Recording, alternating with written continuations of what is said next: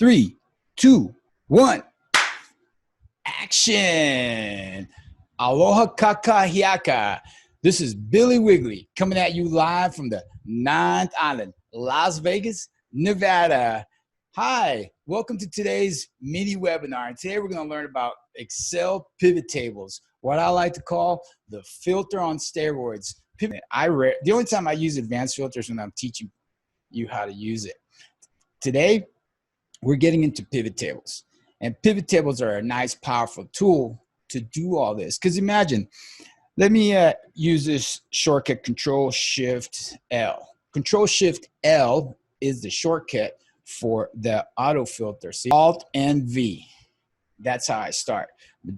Let's slow down a second. Well, just use this one. You've got a few different, anything that has numbers in it is change the design that you want. In here in value field settings, you see right there where it says number format. Check how to build a pivot table. Check. And how to build a pivot table faster. I've given you a few shortcuts. Alt F1.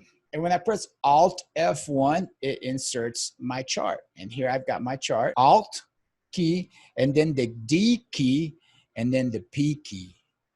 Not at the same time. It's not Alt D P. It's Alt then D. Hey, I figured it out. It was a user error, just like easy, just like that. Woohoo! One more time. Remember, don't get mad, get skills. I love you. Aloha.